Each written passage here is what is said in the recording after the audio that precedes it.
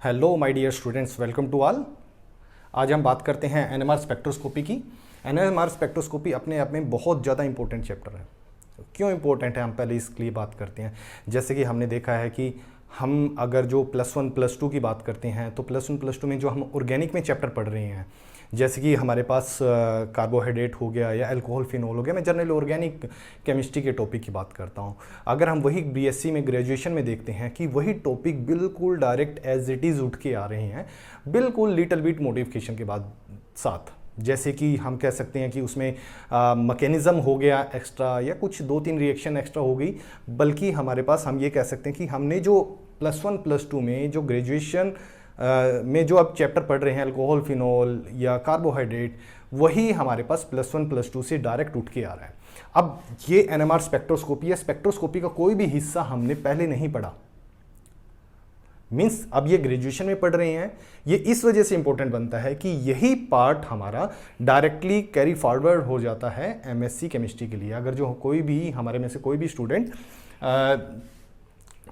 MSc chemistry के लिए जाता है तो वहाँ पर ये topic NMR spectroscopy, even spectroscopy की बात करते हैं, ये डायरेक्ट उनको वहाँ पर मिलता है, एज इट इज़ मिलता है।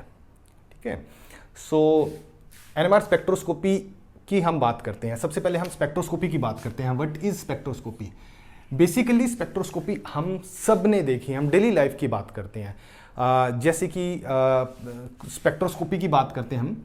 स्पेक्ट्रोस्कोपी क्या होता है कि interaction of electromagnetic radiation with matter. Matter क्या होता है? Anything that occupies space. कोई भी छोटी सी चीज वो मैटर कहला देती है। तो स्पेक्ट्रोस्कोपी क्या हुआ, कोई भी लाइट इलेक्ट्रोमैग्नेटिक रेडिएशन का अगर जो मैटर के साथ इंटरेक्शन हुआ तो उसके बाद जो भी कुछ होता है, उसमें कलर आता है या वटेवर जो भी चीज होती है, वो हमारे पास स्पेक्ट्रोस्कोपी हुआ। जो भी उसमें एक्साइटेशन, रिलैक्सेशन, वटेवर जो भी पार्ट हुआ, वो हमारे पास स्पेक्ट्रोस्कोपी में आता है। सो हम बात करते हैं सबसे सिंपलेस्ट एग्जांपल का स्पेक्ट्रोस्कोपी का। तो सबसे सिंपलेस्ट एग्जांपल हमारे पास स्पेक्ट्रोस्कोपी का आता है जैसे कि रेनबो, कि इलेक्ट्रोमैग्नेटिक रेडिएशन, मैं कहता हूं कि सनलाइट अगर जो डायरेक्ट पानी की बूंदों पर पड़ती है, जैसे कि जब कहते हैं कि रेनबो आता है तो पानी की बूंदों से रिफ्लेक्ट होकर जो हमको 7 कलर दिखते हैं, विगब्योर दिखता है, दैट इज द स्पेक्ट्रोस्कोपी। वो सबसे सिंपल फॉर्म है स्पेक्ट्रोस्कोपी की। वहां पर पानी की बूंदें, that is the matter, and electromagnetic radiation जब आती है वहां से, लाइट सनलाइट जब आती है, वो इंटरेक्शन होती है उनके साथ, पानी की ड्रॉप्स के साथ, that is called a spectroscopy. So हम स्पेक्ट्रोस्कोपी की बात करते हैं कि स्पेक्ट्रोस्कोपी क्या हुआ, interaction of electromagnetic radiation with matter. तो स्पेक्ट्रोस्कोपी में हमारे पास, हमने देखो, मैं थोड़ा सा फिर बैक में चलता हूं कि सबसे पहले हमने एनएमआर स्पेक्ट्रोस्कोपी से पढ़ने से पहले हमने 3rd सेमेस्टर की बात करते हैं। मैं अंडर ग्रेजुएशन की बात कर रहा हूं, बीएससी की बात कर रहा हूं, कि अगर जो हमने 3rd सेमेस्टर की बात की, 3rd सेमेस्टर में आपने पढ़ा था यूवी स्पेक्ट्रोस्कोपी, 4th सेमेस्टर में हमने पढ़ा था IR स्पेक्ट्रोस्कोपी।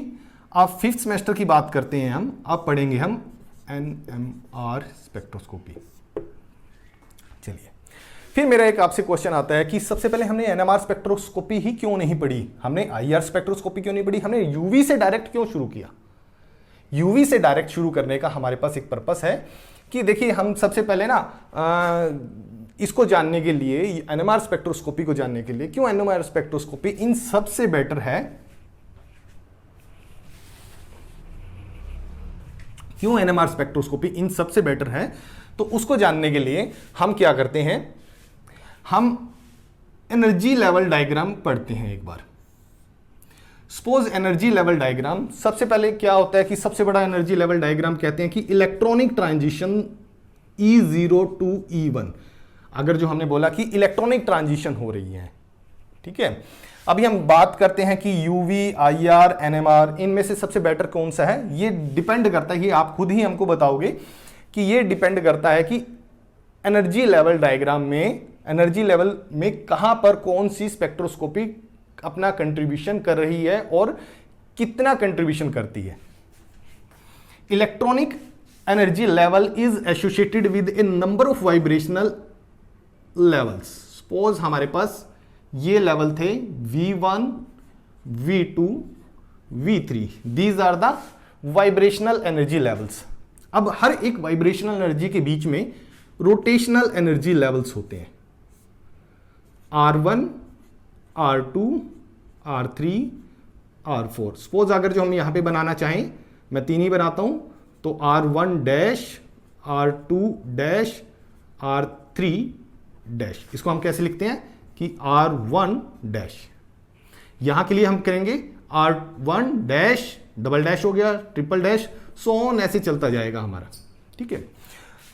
सो हम इलेक्ट्रॉनिक ट्रांजिशन की बात करते हैं। अगर जो हमारे पास कोई यहां से ट्रांजिशन हुई, मींस एक इलेक्ट्रॉन हमारा यहां से यहां तक गया, तो उसकी एनर्जी इतनी होनी चाहिए कि वो यहां से यहां तक अगर जो जाए, सपोज एक इलेक्ट्रॉन यहां पे है, वो यहां पर मूव कर रहा है, जा रहा है, एक्साइट हो रहा है, उसने इतनी अमाउंट ऑफ एनर्जी एब्जॉर्ब की है कि वो एक एनर्जी लेवल की ट्रांजिशन के लिए कैपेबल हो गया।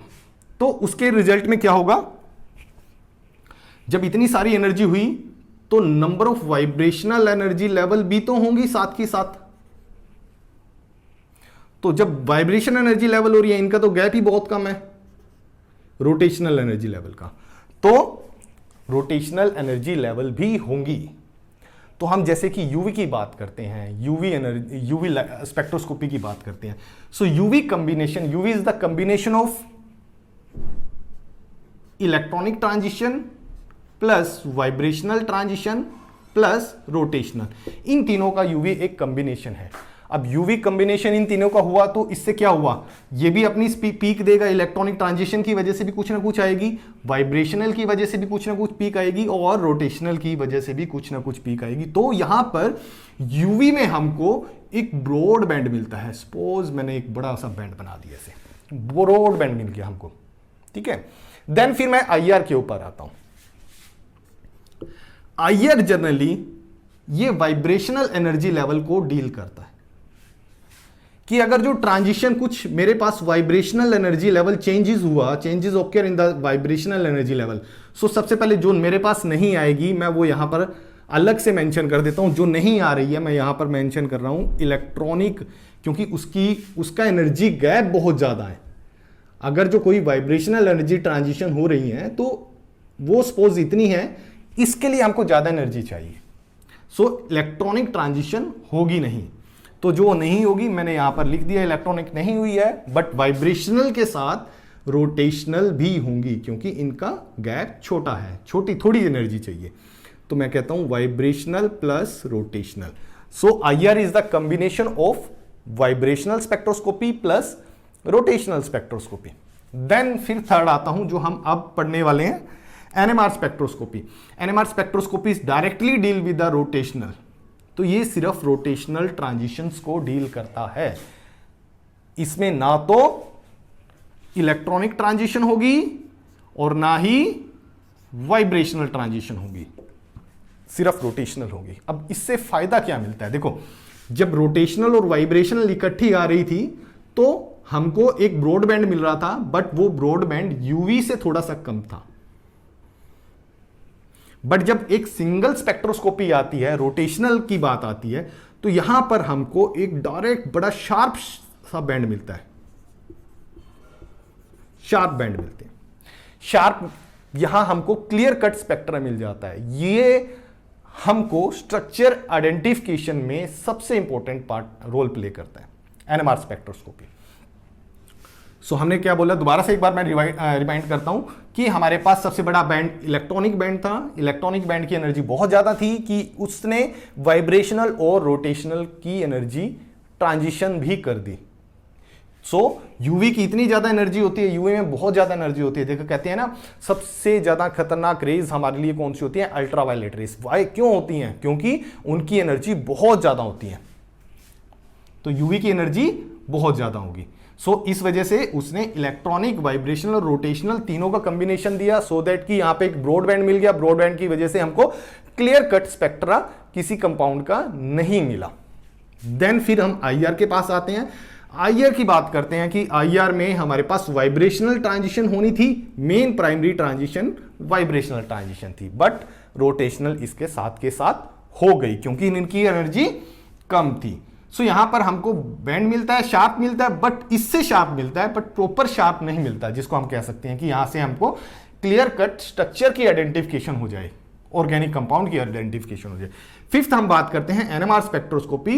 एनएमआर स्पेक्ट्रोस्कोपी में हमारी सिर्फ रोटेशनल हो रही थी, रोटेशनल ट्रांजिशन की वजह से हमको इतना शार्प स्पेक्ट्रा मिलता है, उससे हम किसी भी ऑर्गेनिक कंपाउंड का स्ट्रक्चर इजीली आइडेंटिफाई कर सकते हैं।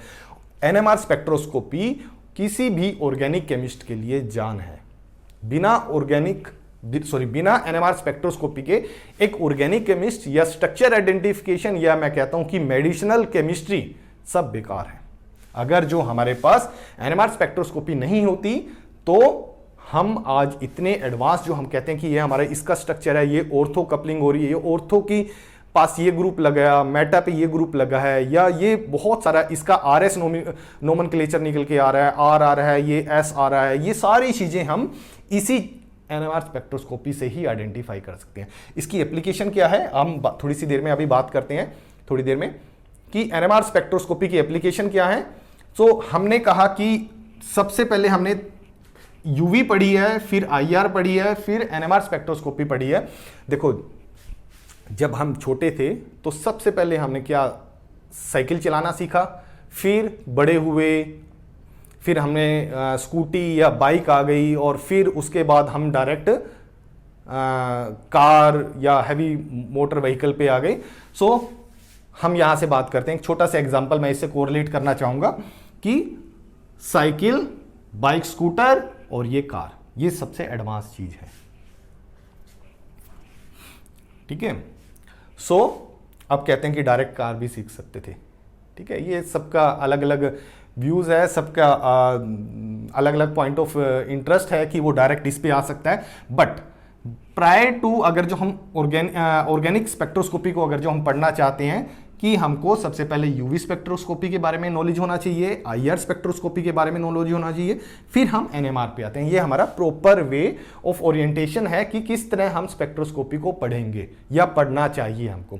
अब देखो इसकी एक खास बात बताते हैं, ये डायरेक्ट जो आप यहां पर ग्रेजुएशन में ये चीजें पढ़ोगे, ये डायरेक्ट आपको एमएससी में मिलेगा। और सबसे इंपॉर्टेंट क्या इसकी एक बात है कि जो नेट का CSIR नेट के जो क्वेश्चन आते हैं वो इन तीनों के कॉम्बिनेशन से आपको 2 या 3 क्वेश्चन मिल जाएंगे जो 4-4 मार्क्स के होंगे, 4-4 या फिर 2-2 के कॉम्बिनेशन में होंगे।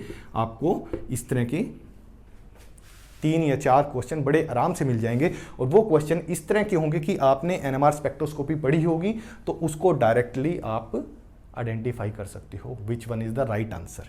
सो ये आपके CSIR नेट के लिए भी इंपॉर्टेंट टॉपिक है एनएमआर स्पेक्ट्रोस्कोपी। सो बेसिकली एक बार मैं दोबारा से जल्दी से रिवाइंड कर देता हूं कि इलेक्ट्रॉनिक ट्रांजिशन हमारे पास सबसे ज़्यादा थी, एनर्जी ज़्यादा थी, तो उसके साथ साथ वाइब्रेशनल और रोटेशनल दोनों हो गई। सो यहाँ से एक ब्रॉडबैंड मिलता है। आईआर स्पेक्ट्रोस्कोपी की बात करते हैं, इसमें सिर्फ वाइब्रेशनल ट्रांजिशन थी, वाइब्रेशनल के साथ रोटेशनल अपने आप होनी थी, वो हो गई। सो हमको एक लिटिल बिट थोड़ा सा इससे कम कह सकते हैं कि यहां पर भी ब्रॉडबैंड मिलता है, बट फिर हम कहते हैं कि रोटेशनल ट्रांजिशन की बात करते हैं, रोटेशनल से एनएमआर स्पेक्ट्रोस्कोपी की, इसमें क्लियर कट रोटेशनल स्पेक्ट्रोस्कोपी की बात हो रही है। यहां पर हमको डायरेक्ट शार्प पीक मिल रही है, यहां पर हमको आइडेंटिफिकेशन स्ट्रक्चर की हो रही है। और कमाल की खास बात क्या है, जब हम ये चैप्टर कंप्लीट कर लेंगे तो आप इतने कैपेबल हो जाओगे तो किसी भी स्ट्रक्चर को इजीली आइडेंटिफाई कर पाओगे, विच one is the ortho group, Meta, para पे कौन कौन से ग्रुप हैं। बहुत ज़्यादा मुश्किल नहीं है। इस जो सीरीज हमारी ये चलेगी, मैं अपने यूट्यूब चैनल पर ये इस एनएमआर स्पेक्ट्रोस्कोपी के कंटिन्यूसली लगातार स्टेप बाय स्टेप इसके लेक्चर डालूंगा।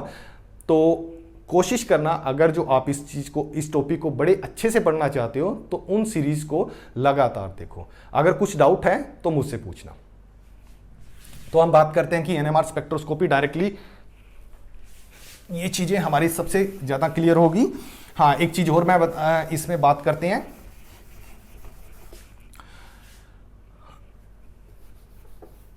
एनएमआर स्पेक्ट्रोस्कोपी की एनर्जी बहुत ही कम होती है, ये चीज माइंड में रखना। ये चीज हम जब एनएमआर स्पेक्ट्रोस्कोपी पढ़ेंगे तो हम कहेंगे कि इसकी एनर्जी बहुत ज्यादा कम थी, लेस एनर्जी थी। लेस एनर्जी से हम देखते हैं कि न्यूक्लियाई में क्या चेंज होगा, कितनी कम एनर्जी से न्यूक्लियाई में क्या चेंज होने वाला है। अब हमने कहा कि इलेक्ट्रॉनिक एनर्जी थी कि यहां से ट्रांजिशन हुआ कि यहां से एक इलेक्ट्रॉन जंप करके एक्साइटेड स्टेट में गया और फिर वो रिलैक्स होके ग्राउंड स्टेट में आया, वो हो गया इलेक्ट्रॉन। अभी तक हमने यही पढ़ा कि इलेक्ट्रॉन ने जब एनर्जी एब्जॉर्ब की है कि वो एक्साइटेड स्टेट में गया और फिर वो डाउन आ गया, नीचे आ गया बाय लूजिंग द एनर्जी या in form of light, radiation, what जो हमने बात की थी पहले कभी। फिर हम बात करते हैं आईआर स्पेक्ट्रोस्कोपी की। आईआर में जनरली उनके वाइब्रेशनल लेवल में चेंज होता है कि बॉन्ड रिलैक्स होगा या एक्सपेंड होगा, रिलैक्स होगा या एक्सपेंड होगा। देन फिर जब सबसे कम एनर्जी की बात आती है तो इसमें क्या बच गया, अब यहां पे कौन सी ट्रांजिशन होगी, बॉन्ड भी रिलैक्स हो गया या फिर हमने कहा कि इलेक्ट्रॉनिक ट्रांजिशन में इलेक्ट्रॉन ऊपर गया फिर डाउन में आया, वो भी बात खत्म होगी। बट सबसे कम एनर्जी में होगा क्या इलेक्ट्रॉन में, ये भी इंपॉर्टेंट है। अगर किसी को पता है तो एक बार जज करना। जब हम एनएमआर स्पेक्ट्रोस्कोपी के इस टॉपिक पे आएंगे फिर हम बात करते हैं इस चीज के लिए। सो इलेक्ट्रॉनिक ट्रांजिशन भी हमारे लिए सबसे ज्यादा इंपॉर्टेंट पार्ट था, ये भी हम सबको अच्छे से पता होना चाहिए। सो एनएमआर स्पेक्ट्रोस्कोपी के बारे में बात करते हैं। स्पेक्ट्रोस्कोपी वाला पोर्शन हमारे पास क्लियर हो गया कि स्पेक्ट्रोस्कोपी क्या है। Interaction of electromagnetic radiation with matter is known as spectroscopy. तो हमारी स्पेक्ट्रोस्कोपी थी एनएमआर। तो इन तीनों को मैं अलग अलग लिखता हूं कि NMR. N stand for nucleus, nucleus periodic table में बहुत सारे न्यूक्लियस हैं, वहां से हमको एक न्यूक्लियस फाइंड आउट करना है जो स्पेक्ट्रोस्कोपी के लिए एक्टिव होगा। ये तो बहुत सारे न्यूक्लियस हैं, इसको फाइंड करने का क्या हम सभी चीजों को याद करें? नहीं, इसके लिए भी हमारे पास एक शॉर्ट की है कि हम याद कर सकते हैं किस तरह से कि कौन सा न्यूक्लियाई हमारे लिए एनएमआर के लिए एक्टिव रहेगा। Then M stand for magnetic field. Magnetic field हम सभी जानते हैं कि जैसे एक चुंबक हुआ, चुंबक के अराउंड में एक मैग्नेटिक फील्ड हुई, साउथ पोल, नॉर्थ पोल, ये मैग्नेटिक फील्ड हम सभी जानते हैं। Then R stand for resonance.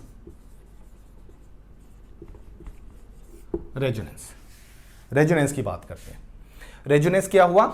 Generally मैं एक छोटा सा लेमन लैंग्वेज में बताता हूं कि अगर कोई इलेक्ट्रॉन मेरे पास यहां था, वो ग्राउंड स्टेट में था, उसके बाद वो एक्साइटेड स्टेट में गया, वट एवर उसकी स्पिन में भी चेंज रही या रिवर्ट हो गई, वट एवर जो भी हुआ, उसके बाद वो रिलैक्स हुआ, that process is known as कि यहां से यहां गया और देन फिर रेजोनेंस, ये whole process is known as resonance.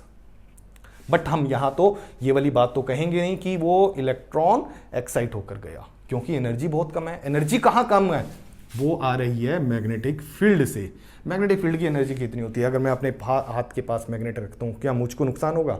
नहीं, शायद नहीं होगा। मैग्नेट से तो हम बहुत सारी बीमारियां अपनी दूर करते हैं। जैसे कि हम एक्यूप्रेशर में जब हम एक ट्रे होती है या जो भी उसमें छोटे छोटे से नीडल लाइक कुछ होते हैं प्लास्टिक के, उसके बीच में मैग्नेटिक चुंबक लगे होते हैं और उस पर हम खड़े होके अपने पैर से ऐसे ऐसे करते हैं। एक्यूप्रेशर के लिए मैग्नेटिक फील्ड तो हमारे लिए बहुत सारे मायने में हमारे लिए बहुत ज़्यादा इंपॉर्टेंट है। इसकी एनर्जी इतनी नहीं होती कि हमारे लिए हार्मफुल हो, बट ये क्या चेंज करती है न्यूक्लियाई में, हम देखते हैं अभी।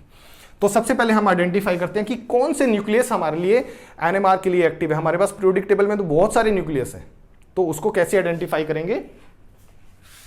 उसके लिए न्यूक्लियस की हमारे पास क्या क्या इंफॉर्मेशन है कि न्यूक्लियस किस तरह से हमारे पास रहता है। कि जैसे मैंने कहा कि एक छोटा सा सबसे छोटा एग्जांपल ले लेता हूं, मैं कहता हूं हाइड्रोजन, सबसे सिंपलेस्ट एग्जांपल 1 दूसरा एग्जांपल ले लेता हूं मैं थोड़ा सा बड़ा कि कार्बन, क्योंकि वर्ल्ड वाइज यूज हो रहा है, ये हमने ले लिया। कार्बन का एक आइसोटोप और लेता हूं मैं, यहां पे नीचे लिखता हूं मैं C6 और 13। ये पर्पस है क्यों लिखा हमने। सो हम बात करते हैं इन तीनों की। ये यहां पर हमने ये क्या चीज है? एटॉमिक नंबर 1 थी। सो सबसे पहले हमको न्यूक्लियस के बारे में क्या पता लगा कि एटॉमिक नंबर होता है एक उसमें, दूसरा होता है एटॉमिक मास, राइट। सो इन दोनों चीजों से हम आइडेंटिफाई कर सकते हैं कि that nucleus is active in NMR spectroscopy और इनएक्टिव। सो हम ये दोनों चीजें ही लिखते हैं। सो सबसे पहले मैंने लिखा एटॉमिक नंबर। मैं एक लाइन यहां पे ड्रॉ कर लेता हूं कि नीचे वाला पोर्शन हमारा, इसको हम पूरा भी कर देते हैं so that overlap now. Atomic number, atomic mass, then spin. अब स्पिन मीन्स कि वो एनएमआर के लिए एक्टिव होगा या नहीं होगा, ठीक है। सो आइदर ये देखो बहुत सारे हैं, हम एटॉमिक नंबर को हम एक छोटे से तरीके से आइडेंटिफाई कर सकते हैं, या तो आइदर इवन होगा, जैसे आपके सेक्शन के अकॉर्डिंग होगा, इवन होगा या ओड होगा, ठीक है। तो सबसे पहले मैंने कहा कि ये इवन होगा,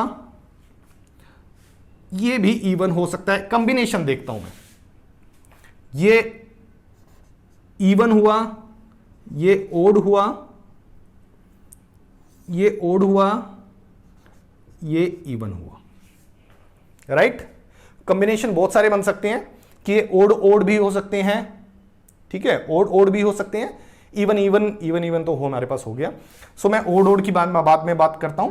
तो सबसे पहले हम कहते हैं कि हमको कैसे पता लगेगा कि that nucleus is NMR active. तो हमको सबसे पहले नोट करना है, सिर्फ मैं इसी को हाईलाइट कर रहा हूं, हमको यही देखना है कि इवन इवन का अगर जो कॉम्बिनेशन हुआ, जैसे कि ये 6 is even, 12 is even, even even का अगर जो कॉम्बिनेशन हुआ, that is spin 0 means inactive, वो स्पिन इनएक्टिव होगा, वो एनएमआर के लिए स्टडी नहीं किया जा सकता। मैं कहता हूं कि वो अगर हम C612 ये न्यूक्लियस अगर जो हम एनएमआर स्पेक्ट्रोस्कोपी के लिए स्टडी करें तो हमको कुछ भी नहीं मिलेगा। सो वो स्पिन इनएक्टिव होगा। देन रेस्ट इज, ये दोनों एक्टिव हो गए। अब मेरे पास पीरियोडिक टेबल में जितने नंबर, अगर जो मेरे पास अभी न्यूक्लियस जितने नोन है, या आगे आने वाले टाइम में जितने भी न्यूक्लियस आगे आने वाले टाइम में 10, 15, 20, 25 सालों में, वो सारे के सारे न्यूक्लियस अगर जो आ गए या हो गए सर्च तो उसको भी हम आइडेंटिफाई कर सकते हैं आइदर इन कॉम्बिनेशन से, विच one is inactive, which one is active. अब और कॉम्बिनेशन कौन कौन से बचते हैं, या तो ये कॉम्बिनेशन आपको ऐसे याद रखना है। देखो सबसे पहले मैंने कैसे लिखा, एटॉमिक नंबर छोटा था सबसे पहले लिखा, एटॉमिक मास ये थोड़ा सा बड़ा होता है, इसको बाद में लिखा, then spin active, either active होगा या इनएक्टिव होगा, ठीक है। इवन इवन से शुरू किया, इवन ओड, ओड इवन। अब यहां पर मैं कह देता हूं कि यहां पर मैंने ओड का कॉम्बिनेशन ले लिया। अब मेरे पास जितने भी कॉम्बिनेशन होने वाले थे वो सारे कंप्लीट हो गए। मेरे को सिर्फ क्या याद रखना था, इवन इवन नहीं होना चाहिए, उसकी स्पिन 0 है, वो इनएक्टिव होगा, वो हम कभी भी स्टडी नहीं करेंगे। देन अगर एटॉमिक नंबर इवन या ओड हुआ, अब मैं बात करता हूं इवन या ओड हुआ,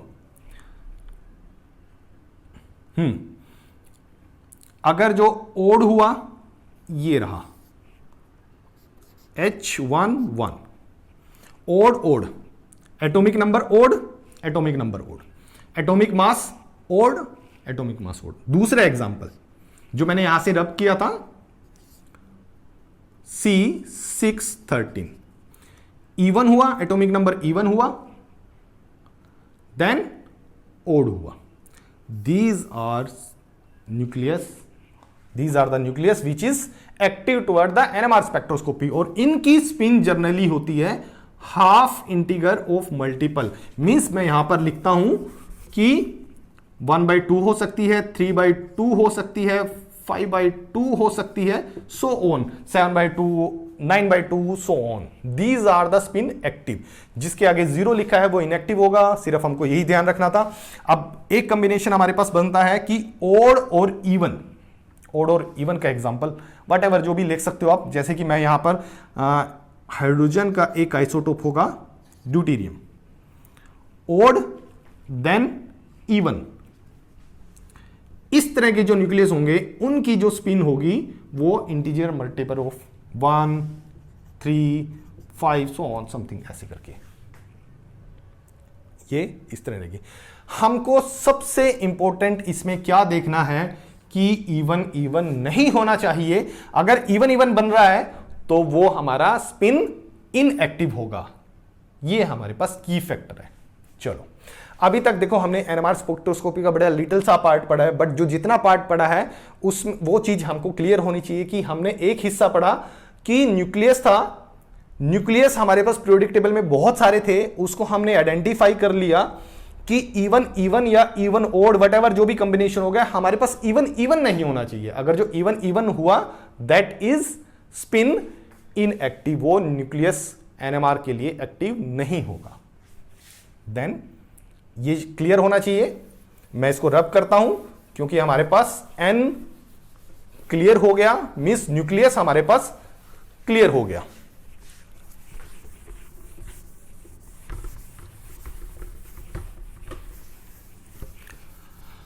स्पिन इनएक्टिव और स्पिन एक्टिव, एक्टिव वर्ड जरूर याद रखना, ये हमारा यूज होने वाला है। देन फिर सेकंड आता है magnetic field. Magnetic field, magnetic field जैसे कि चुंबक, रेडियो के स्पीकर में, फोन के स्पीकर में, सभी जगह मोस्टली जैसे स्पीकर या कोई और चीज जो भी यूज होते हैं उसमें मैग्नेट होता है। तो यहां पर मैग्नेट क्या स्पेक्ट्रोस्कोपी में वही मैग्नेट यूज होते हैं? नहीं, स्पेक्ट्रोस्कोपी में मैग्नेट यूज करने के लिए आपने एक फिजिक्स में आपने एक टर्म पढ़ी होगी कि अगर जो हमारे पास सर्कुलर डायरेक्शन में करंट रोटेट हो रहा है तो उसके बीच में एक मैग्नेटिक फील्ड जनरेट होती है। कि करंट कैरिंग लूप, अगर कोई करंट कैरिंग लूप होगी, मींस अगर जो उसमें करंट पास किया जाए तो उसके बीच में एम एफ लिखता हूं मैं, मैग्नेटिक फील्ड एक जनरेट होती है। तो ये मैग्नेटिक फील्ड ऐसे जनरेट होती है। तो मैग्नेटिक फील्ड भी हमारे पास सिंपल सा टॉपिक था। अब बात करते हैं मैग्नेटिक फील्ड क्या यहां पर कैसे मैग्नेटिक फील्ड जनरेट होगी। हमको तो बहुत हाई पावर की मैग्नेटिक फील्ड जनरेट करनी है। इसकी पावर कैसे बढ़ा सकते हैं? अगर मैंने कहा कि करंट कैरिंग लूप थी हमारे पास, उसमें हमने मैग्नेटिक फील्ड अप्लाई कर दिया, उसमें हमने करंट अप्लाई कर दिया और वो मैग्नेट की तरह बिहेव करने लग गई, तो उसकी पावर को कैसे एनहांस करेंगे, इंक्रीज कैसे करेंगे? इंक्रीज करने का एक सबसे अच्छा सा तरीका है, आपने पढ़ा होगा कि अगर जो हम इस कॉइल को, इसका टेम्परेचर डिक्रीज कर दें, मतलब इसको कूल करेंगे माइनस से नीचे तक, तो इसकी मैग्नेटिक फील्ड स्ट्रेंथ इंक्रीज हो जाएगी। देन ये भी हम बात करते हैं कि कैसे हमारे पास, किस वे से हमारे पास कूलिंग होती है एनएमआर में। चलो मैग्नेटिक फील्ड भी हमारे पास कंप्लीट हो गया। अब रेजोनेंस की बात करते हैं। अब यहां पर एक सबसे इंपॉर्टेंट चीज आती है कि हमने देखो इलेक्ट्रॉनिक ट्रांजिशन में हमने बात की थी कि एक इलेक्ट्रॉन ग्राउंड स्टेट से एक्साइटेड स्टेट में चला गया, ग्राउंड स्टेट से एक्साइटेड स्टेट में चला गया। ये थी इलेक्ट्रॉनिक ट्रांजिशन। इलेक्ट्रॉन चला गया। वाइब्रेशनल की बात करते हैं, आईआर स्पेक्ट्रोस्कोपी की बात करते हैं। ये तो यूवी स्पेक्ट्रोस्कोपी की बात थी। आईआर स्पेक्ट्रोस्कोपी में वो बॉन्ड कभी एक्सपेंड हो रहा है, कभी रिलैक्स हो रहा है, वो हो गया हमारे पास आईआर स्पेक्ट्रोस्कोपी। अब मैं एक छोटा सा एक क्वेश्चन आपसे पूछना चाहूंगा कि आईआर स्पेक्ट्रोस्कोपी की सोर्स ऑफ रेडिएशन क्या होती है? सबसे इंपॉर्टेंट क्वेश्चन है वो। जब हम आईआर स्पेक्ट्रोस्कोपी करते हैं तो वहां पर यूज आता है नर्नेस्ट ग्लोबार। सो आईआर, अगर जो नर्नेस्ट ग्लोबार को हम हीट करते हैं, जो उसमें से रेडिएशन निकलती है, वो हमारे पास आईआर स्पेक्ट्रोस्कोपी है। आईआर स्पेक्ट्रोस्कोपी कभी आपने यूज की है? एक इंपॉर्टेंट क्वेश्चन है, थोड़ा सा ध्यान आपको पता लगे तो वो बहुत अच्छी बात है, जनरल नॉलेज की भी बात है। हम अपनी डेली लाइफ में आईआर स्पेक्ट्रोस्कोपी यूज कर रहे हैं। आईआर स्पेक्ट्रोस्कोपी के बिना तो हमारा मन भी नहीं लगता। ये ऐसे कैसे हो गया? कैसे बोल दिया हमने कि उसके बिना मन नहीं लगता? आईआर स्पेक्ट्रोस्कोपी आपके फोन में है, आईआर ब्लास्टर है, जिससे आप किसी का रिमोट पेयर कर सकते हो। MI के फ़ोन में होगा। रेडमी एक बड़ा अच्छा सा ऑप्शन देता है, मैं रेडमी की प्रमोशन नहीं कर रहा हूँ यहाँ पर। रेडमी एक बड़ा अच्छा सा ऑप्शन देता है IR ब्लास्टर कि उससे हमने घर के कोई भी रिमोट पेयर कर लिए। देन रिमोट की बात करते हैं। जो टीवी का रिमोट होता है उसमें IR ब्लास्टर होता है, वो IR से चलता है। कार की जो लॉक ऑन ऑफ करते हैं वो भी हमारे पास IR के थ्रू ऑपरेट होती है, ठीक है। देन फिर हम आते हैं, हम तो NMR की बात कर रहे हैं, एक जनरल नॉलेज का क्वेश्चन था, थोड़ा सा अच्छा लगता है बीच में इस तरह की डिस्कशन हो जाए। तो हम बात करते हैं NMR स्पेक्ट्रोस्कोपी की, बात कर रहे हैं रेजोनेंस की। एनर्जी बहुत कम है, लेस एनर्जी,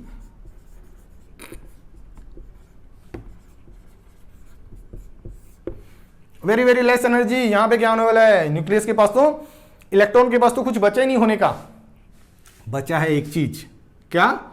अगर हम बात करते हैं, हमने देखो वर्ड यहां पे यूज किया था स्पिन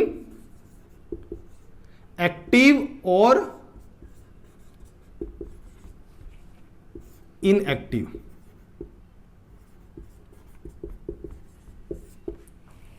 स्पिन एक्टिव और इनएक्टिव। स्पिन एक्टिव क्या होगा हमने पढ़ा होगा, magnetic quantum number, spin quantum number, ये सारे क्वांटम नंबर पढ़े हैं। इसमें एक स्पिन क्वांटम नंबर है, हमने कहा कि उसकी स्पिन, हम पढ़ते थे, देखो हमने पढ़ा कि या तो उसकी स्पिन अप होगी या फिर डाउन होगी।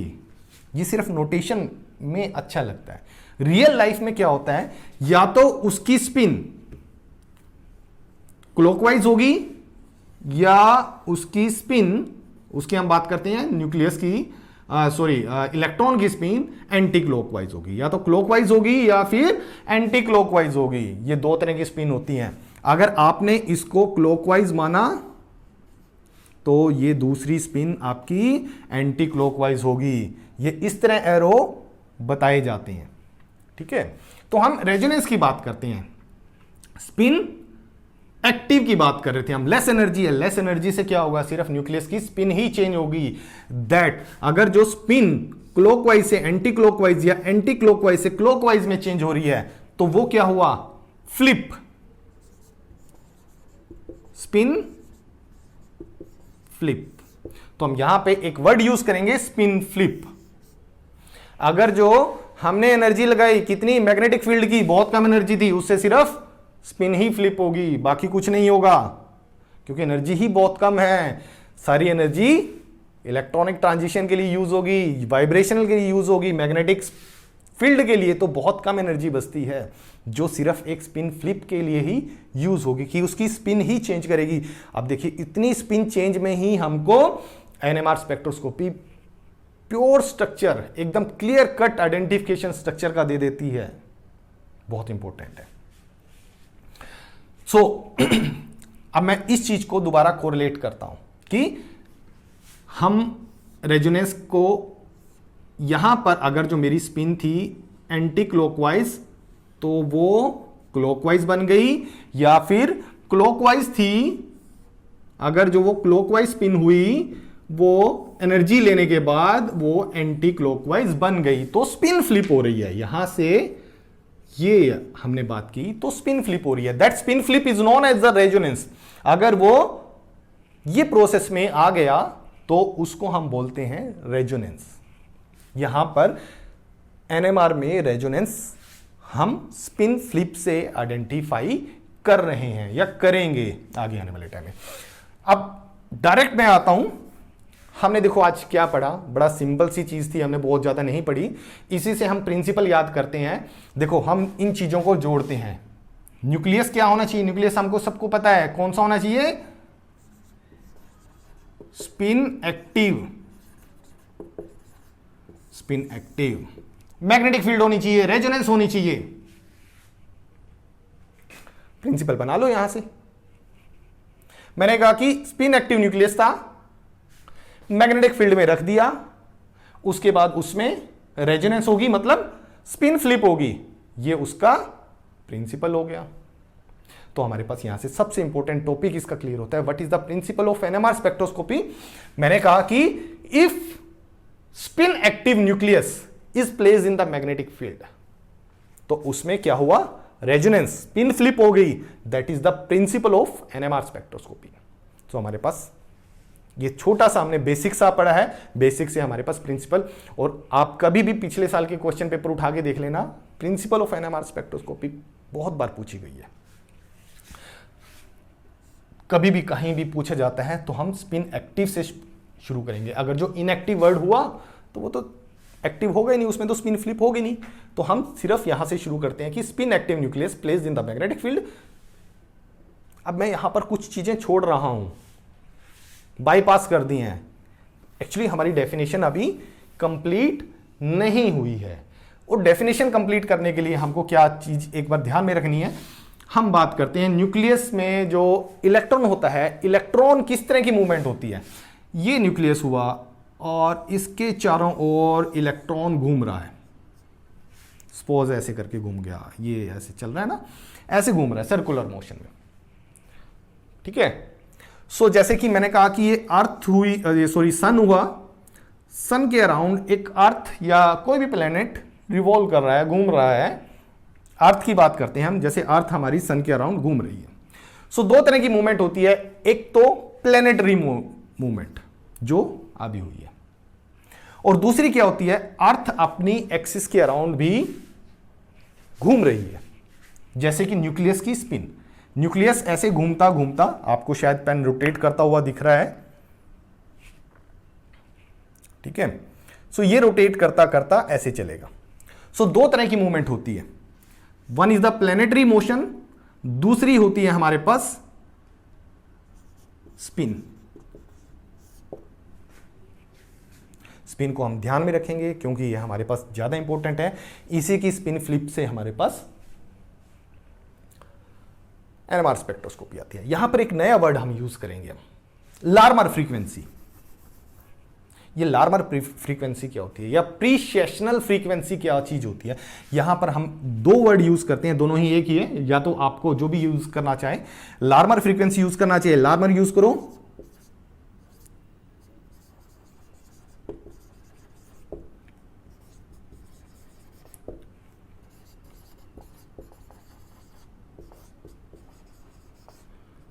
प्रीसेशनल फ्रीक्वेंसी या फिर लार्मर फ्रीक्वेंसी, आप कुछ भी यूज कर सकते हो, दोनों वर्ड एक ही बात है। और बचपन में हमने पत्थर को धागे से बांध के ऐसे घुमाया होगा, शायद अभी भी घुमाते होंगे, ठीक है। सो उस तरह की मोशन को हम बोलते हैं, हमने यहां से हमने पकड़ा, सपोज हमारे पास एक धागा था, धागे से हमने पत्थर बांधा और उसको हमने रोटेट किया, सो वो कुछ इसी तरह की रोटेशन आएगी। सो जो ये रोटेशनल आ रही है, इस तरह की मोशन को हम बोलते हैं प्रीसेशन मोशन।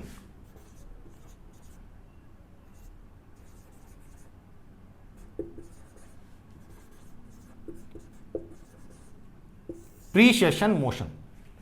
अगर कोई इस तरह रोटेट कर रहा है, न्यूक्लियस में सॉरी जो हम इलेक्ट्रॉन की बात करते हैं, इलेक्ट्रॉन भी इस तरह रोटेट करेगा तो उसकी मोशन हुई प्रीसेशन मोशन। तो इसी से हमारे पास वर्ड निकल के आता है प्रीसेशनल फ्रीक्वेंसी। हम यही वर्ड याद करेंगे, प्रीसेशनल या लार्मर फ्रीक्वेंसी, इसको दोनों ही बोल सकते हैं। ये हमारे पास प्रीसेशनल या लार्मर फ्रीक्वेंसी दोनों ही सेम वर्ड है। सो हमने कहा कि उसमें कुछ ना कुछ प्रीसेशनल फ्रीक्वेंसी आई है, एनर्जी आई है, जिसकी वजह से वो ज्यादा रोटेट करने लगा है, या स्पिन फ्लिप होने के बाद उल्टा रोटेट करने लगा है, या व्हाटएवर जो भी था हमारे पास प्रीसेशनल फ्रीक्वेंसी उसमें ऑब्जर्व हुई है। अब देखो, अब मेरे पास प्रिंसिपल क्लियर बनता है कि when the spin active nucleus placed in the magnetic field it acquire some precessional frequency और Larmor frequency. When this precessional frequency or Larmor frequency become equal to the applied magnetic field, then the process of resonance is occur. This is the process of, या principle of, this is whole process, this is the principle of NMR spectroscopy. मैं एक बार दोबारा rewind करता हूं, आप मेरे साथ साथ रिवाइज करना कि when the spin active nucleus placed in the magnetic field, उसके बाद क्या होगा, इट एक्वायर सम प्रीसेशनल और लार्वर फ्रीक्वेंसी, दोनों एक ही बात है। When the spin active nucleus plays in the magnetic field, it acquires some precessional frequency. If precessional frequency become equal to the magnetic field, then the process of resonance is occurs. This is known as the principle of NMR spectroscopy. यहां पे हमारे पास principle of NMR spectroscopy clear हो गया। तो मैं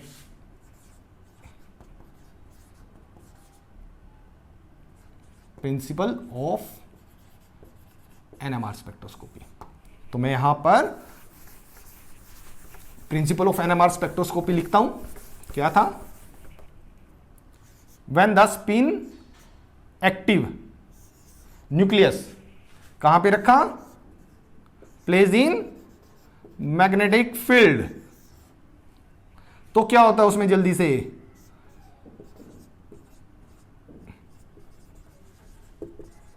प्रीसेशनल frequency आ जाती है।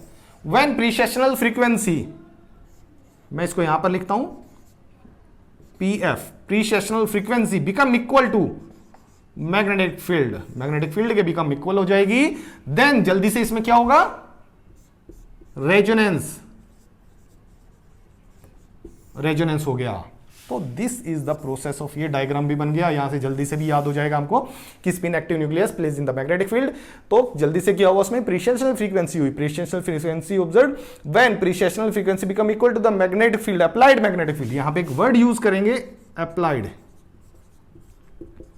Applied magnetic field, जितनी हम मैग्नेटिक फील्ड उसमें अप्लाइड कर रहे हैं, then the process of resonance is occur. This is known as the principle of NMR spectroscopy. अब क्वेश्चन आता है, भाई इट इज कॉल्ड एज, इसका नाम क्यों रखा है एनएमआर स्पेक्ट्रोस्कोपी? इसका नाम कुछ और क्यों नहीं रखा? बिकॉज स्पिन एक्टिव क्या था? ये न्यूक्लियस था, स्पिन एक्टिव न्यूक्लियस था, एम स्टैंड फॉर न्यूक्लियस। उसके बाद मैग्नेटिक फील्ड भी इसमें अप्लाई की और द प्रोसेस ऑफ रेजोनेंस भी हो रहा है। तो इन तीन वर्ड्स का कॉम्बिनेशन ही इसका नाम बनता है, नाम बनाता है कि प्रिंसिपल ऑफ एनएमआर स्पेक्ट्रोस्कोपी क्या हुआ? वाई इसका नाम, इसका principle of NMR spectroscopy, because principle of NMR spectroscopy क्यों रखा? बिकॉज न्यूक्लियस जो हमने यूज किया था that is the spin active and magnetic field apply की, M stand for magnetic field, and resonance process जो हो रही है वो आर हुआ, दैट्स वाई एनएमआर स्पेक्ट्रोस्कोपी। जो हम चैप्टर पढ़ रहे हैं आपके सिलेबस में, इस चैप्टर का किसी बुक में पीएमआर स्पेक्ट्रोस्कोपी होगा। PMR, P stand for proton, proton. अगर हम कार्बन की बात करते हैं, carbon magnetic resonance, CMR. Carbon का कौन सा एक्टिव है? कार्बन 12 और 13। एक बार मैं दोनों लिखता हूं, C12, इसमें से कौन सा एक्टिव है? C6 और 13। विच one is the spin active? हमको सिर्फ एक ही चीज याद रखनी थी, क्या? इवन इवन नहीं होना चाहिए, दैट ये हमारे पास एक्टिव है। सो कार्बन में जो हमारे पास न्यूक्लियस स्टडी किया जाता है वो C13 न्यूक्लियस स्टडी किया जाता है। बट हम अपने इस चैप्टर में हम स्टडी कर रहे हैं प्रोटॉन। तो हमारे इस चैप्टर का नाम बनता है पीएमआर स्पेक्ट्रोस्कोपी, या आप इसका नाम रख सकते हो 1H NMR, proton nuclear magnetic resonance. ठीक है, पीएमआर, प्रोटॉन मैग्नेटिक रेजोनेंस। ठीक है, चलिए अब इसमें एक छोटी सी बात आती है, वहां पर हम अपना लेक्चर आज का खत्म करते हैं।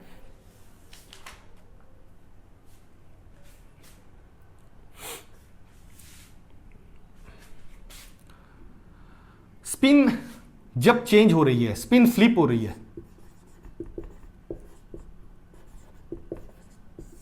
स्पिन फ्लिप कैसे होती है कि मेरे पास बहुत सारी स्पिन थी, आइदर कोई रैंडम डायरेक्शन में होता है, कोई इस डायरेक्शन में होता है, जैसे कि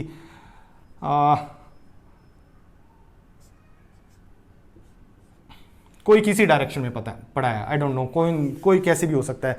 जैसे कि मैं आपका एग्जांपल लेता हूँ, बिल्कुल आपसे रिलेट करता है ये, कि जब टीचर क्लास में नहीं आता तो कोई स्टूडेंट इधर भागता है, कोई उधर भागता है, कभी इधर भागता है। जैसे ही टीचर आता है, जैसे कि मैग्नेटिक फील्ड आई, सपोज जैसे कि टीचर आया, टीचर आने के बाद क्या होगा, सम आर मैग्नेटिक फील्ड के, अगर जो मैंने कहा कि ये मैग्नेटिक फील्ड इस डायरेक्शन में होगी, नीचे से अप की डायरेक्शन में, ये वाली डायरेक्शन में होगी, कुछ क्या होंगे, एकदम अलर्ट होके बैठ जाएंगे।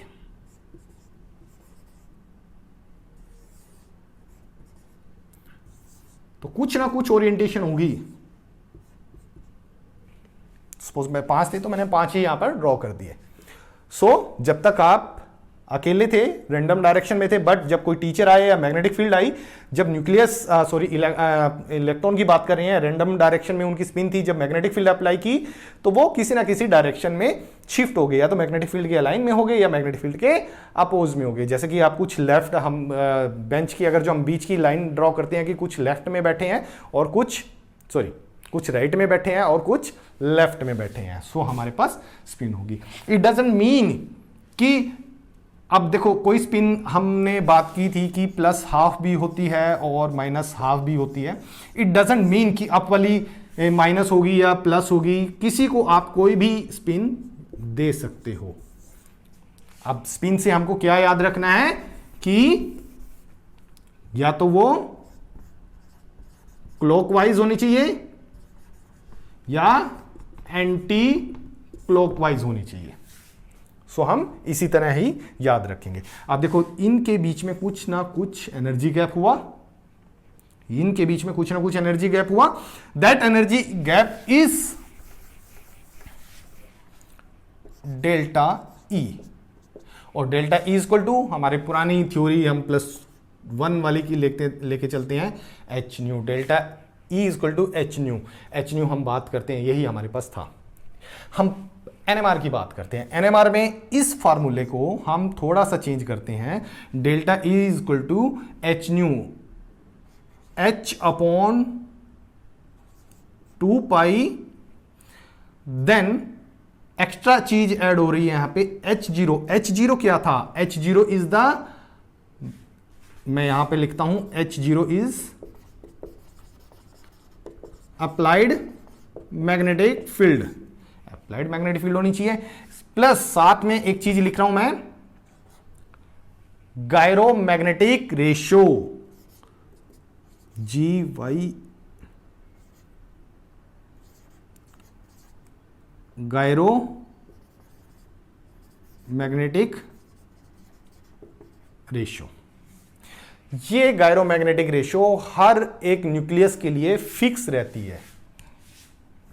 सो मैं जल्दी से बात करता हूं प्रिंसिपल ऑफ एनएमआर स्पेक्ट्रोस्कोपी की, कि हमने कहा कि न्यूक्लियस जब था, स्पिन एक्टिव न्यूक्लियस प्लेस किया मैग्नेटिक फील्ड में, it acquire some Larmor frequency, when Larmor frequency is equal to become magnetic field and Larmor frequency become equal to, then क्या होगा, हमारे पास रेजोनेंस का एक फिनोमेना होता है, that whole process is known as principle of NMR spectroscopy. इसमें total energy, हम यहां पर हमारा प्रिंसिपल खत्म होता है इस फार्मूले के साथ, कि टोटल एनर्जी डिफरेंस हम 2 स्टेट का कैसे निकाल सकते हैं, कि गायरोमैग्नेटिक रेशियो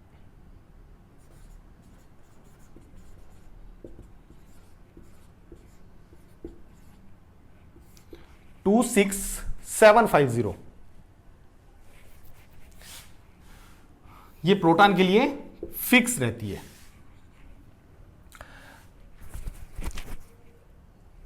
अगर एक क्वेश्चन यहां पे ये भी बनता है कि write a short note the PMR spectroscopy, तो हम कहते हैं कि when no magnetic field is applied, then nuclear electrons are in random spin, but when the applied of the magnetic field applied, then some are align the magnetic field, some are oppose the magnetic field। जो उनके बीच का delta H है, delta H हम इस तरह हम निकाल सकते हैं।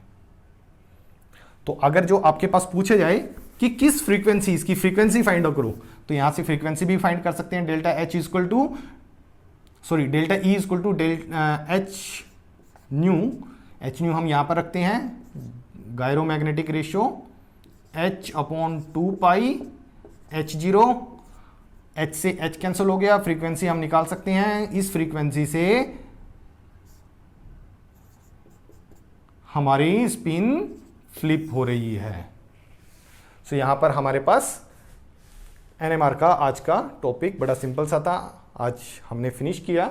जल्दी से मैं इसको रिवाइज करता हूं। आज हमने क्या किया, सबसे पहले हमने की कि इलेक्ट्रॉनिक ट्रांजिशन, वहां से स्टार्ट किया था कि एनएमआर की एनर्जी सबसे कम होती है, सबसे कम होने की वजह से तो हमारे पास इलेक्ट्रॉनिक और वाइब्रेशनल दोनों एनर्जी लेवल खत्म हो गए, सिर्फ एक ही रोटेशनल एनर्जी लेवल बचता था। दैट्स वाई कि एनएमआर, उसी की वजह से एनएमआर स्पेक्ट्रोस्कोपी हमारे पास सबसे ज्यादा इंपॉर्टेंट है, किसी दूसरे का इंटरफेयर नहीं हो रहा है यहां पर, किसी दूसरी स्पेक्ट्रोस्कोपी का।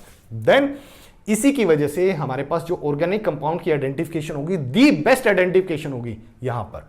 देन हम कहते हैं कि एनएमआर स्पेक्ट्रोस्कोपी में आज हमने क्या पढ़ा कि न्यूक्लियस स्पिन एक्टिव न्यूक्लियस कौन से होने चाहिए कि इवन नहीं होना चाहिए, बाकी जो दूसरे भी हैं हम कहते हैं कि स्पिन एक्टिव होंगे हमारे पास। दूसरा मैग्नेटिक फील्ड कैसी होनी चाहिए, करंट कैरिंग लूप होनी चाहिए एक, उसके बीच में करंट पास होना चाहिए। दैट फिर रेजोनेंस होना चाहिए, रेजोनेंस का फिनोमेना भी हमने पढ़ा। फिर हमने कहा कि सम जो इलेक्ट्रॉन थे उनकी स्पिन रैंडम डायरेक्शन में थी, बट जैसे ही मैग्नेटिक फील्ड अप्लाई की तो some are the align the magnetic field, some are oppose the magnetic field, तो उनकी एनर्जी हम कैलकुलेट कर सकते हैं। सो यहां पर हमारे पास बड़ा सिंपल सा टॉपिक था हमारे पास, पीएमआर स्पेक्ट्रोस्कोपी प्रिंसिपल भी खत्म हो गया। यहां पे आपका अगर जो हम चैप्टर वाइज देखें तो आपका एक क्वेश्चन आपका कंप्लीट हो जाता है। Thank you.